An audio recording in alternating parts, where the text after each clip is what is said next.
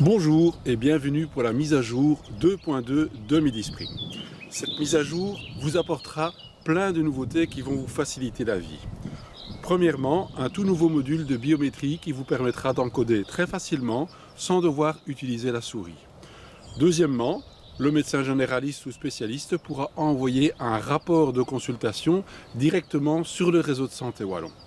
Sur le réseau de santé wallon, vous aurez accès maintenant directement au nouveau plugin de celui-ci, ainsi qu'au document SafeLink pour le Covid.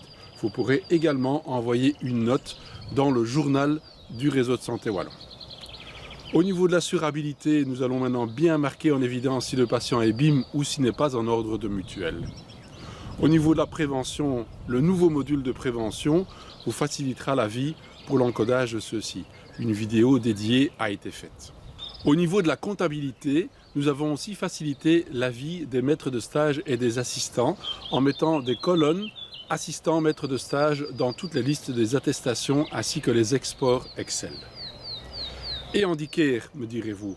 Handicare ne sera pas encore dans cette mise à jour, mais fera l'objet d'une petite mise à jour intermédiaire au milieu de la semaine prochaine, vers le 11 ou le 12 mai. Tout simplement pour avoir le temps de tester en production l'envoi des documents vers le SPF. Mais rassurez-vous, c'est pour très bientôt. Regardez maintenant les détails de cette mise à jour. Commençons dans cette version 2.2 par les différences dans la barre e-santé. Ouvrons le dossier d'un patient.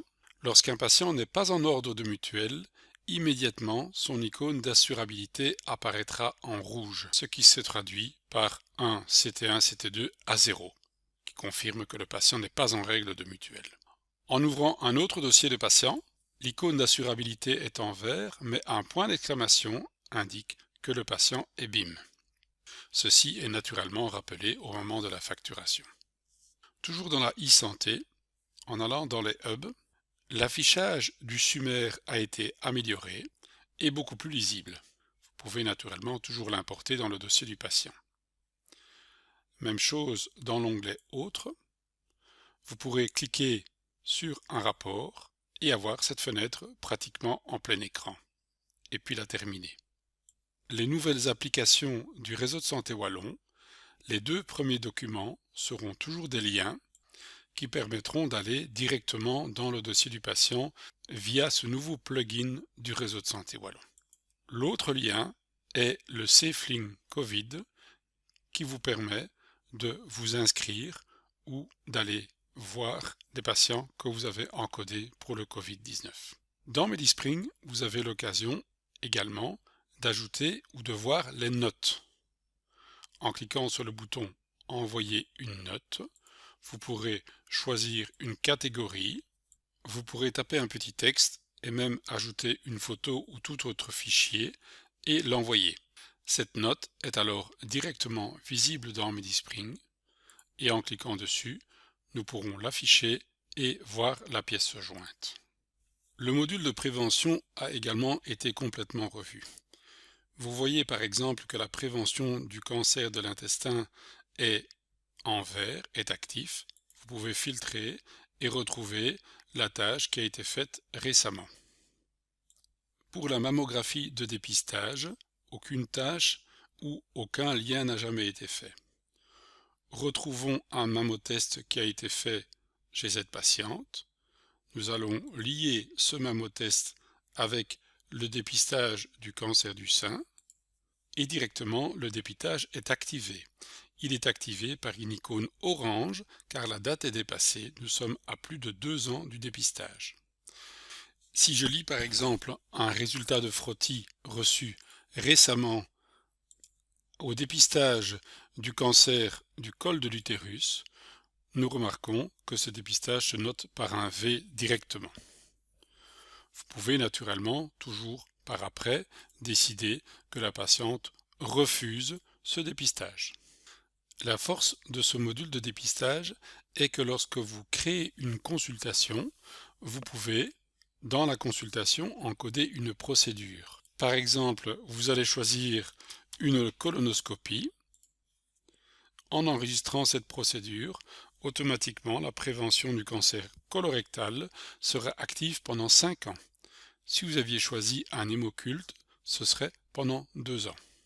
Également, lorsque vous recevez un frottis par la IELTS-Box dans le dossier du patient ou même directement dans votre IELTS-Box, vous pouvez trouver une procédure, par exemple, de frottis pour dépistage de cellules néoplasiques. En enregistrant, la procédure devient immédiatement active pendant une période de 3 ans. 3 ans après cette procédure, la prévention sera signalée par un petit cadran orange. Également, la prévention de la grippe saisonnière est affichée automatiquement pour les patients de plus de 65 ans et lorsque vous ferez une consultation en encodant un vaccin grippe pendant cette consultation, immédiatement, la prévention de la grippe saisonnière sera marquée comme active pendant une durée de 8 mois jusqu'à la prochaine période de vaccination. Dans la ligne du temps, nous avons remis le champ de recherche de façon fort évidente. En tapant quelques lettres, vous retrouverez facilement toutes les coronarographies du patient. Vous retrouverez également des filtres avancés à cet endroit-ci. Vous pourrez filtrer par service, par auteur, etc. Dans une consultation, en cliquant sur le haut, vous arrivez dans le nouveau module de biométrie. Ce nouveau module de biométrie vous permet naturellement d'encoder la tension et de passer d'un champ à l'autre directement par la touche de tabulation au clavier. Chaque fois que vous passez d'un champ à l'autre, nous affichons automatiquement le graphe de cette valeur. Et pour chaque valeur de biométrie, vous pourrez ajouter une tâche précise. Par exemple, dans ce cas-ci, de faire un contrôle de poids dans 3 mois.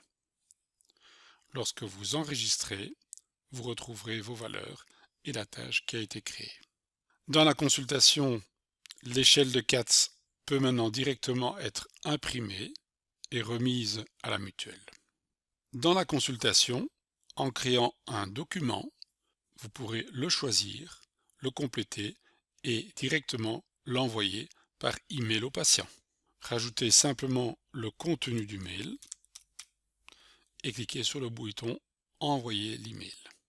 Lorsque vous créerez un document important, et ceci est surtout important pour les spécialistes qui adressent par exemple un courrier au médecin traitant, vous pourrez l'envoyer directement sur le hub. Le document a bien été envoyé directement sur les réseaux de santé wallons ou bruxellois. Ainsi, un médecin spécialiste peut directement envoyer son courrier par la IELTS-Box au médecin traitant et directement l'envoyer sur le hub. Dans une consultation depuis le P du SOAP, vous aurez accès à Handicare. En cliquant dessus, immédiatement toutes les infos du dossier patient passeront dans Handicare et en un clic, vous l'exporterez vers le SPF.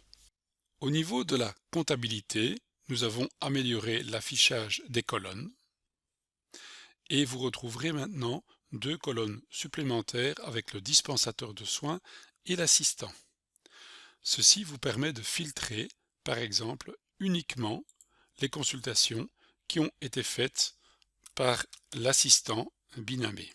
Lorsque vous ferez un export Excel de votre comptabilité, vous retrouverez également la colonne avec le dispensateur, la colonne avec l'assistant, ainsi que 3 nouvelles colonnes si le paiement a été fait en liquide, si le paiement a été fait par Bancontact ou si le paiement a été fait par virement.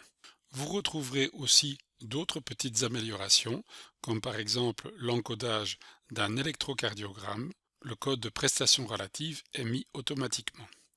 Ceci sera vrai également lors de la mise à jour suivante pour tous les codes des spécialistes où on demande qu'ils soient autoprescripteurs. Au niveau de l'agenda, ce n'est seulement que lorsque vous aurez fait une consultation et clôturé cette consultation du jour que le rendez-vous sera marqué comme effectué. Dans les documents types, vous savez que vous pouvez maintenant importer des documents types qui existent. Vous pourrez également, si vous avez vous-même fait un superbe document type et avez envie de le faire partager à la communauté des médecins, vous pouvez l'exporter, le faire parvenir au helpdesk qui pourra l'incorporer dans une prochaine mise à jour pour le faire importer à la demande par les autres utilisateurs. À ce moment-là, vous choisirez le bouton Importer des documents et importer depuis un fichier de votre ordinateur. Minispring propose aussi, depuis la version précédente, lorsque vous sélectionnez un ou plusieurs patients, d'exporter ces patients au format JSON qui est un format d'export de la base de données et au format PMF. Nous sommes occupés d'échanger les PMF construits par Minispring avec les autres logiciels afin de vérifier leur bonne compatibilité. Également, lorsque vous recevez un document PMF d'un patient qui a déménagé, vous pouvez l'enregistrer sur votre ordinateur et via ce bouton, l'importer et donc créer directement le patient dans Minispring. La mise à jour prochaine, au début du mois de juin, se concentrera surtout sur la fusion des doublons des patients, sur la fusion des bases de données, ainsi que sur la réduction drastique de la taille de votre base de données qui permettra une meilleure synchronisation et une meilleure souplesse d'utilisation. Merci de votre attention et à la prochaine mise à jour.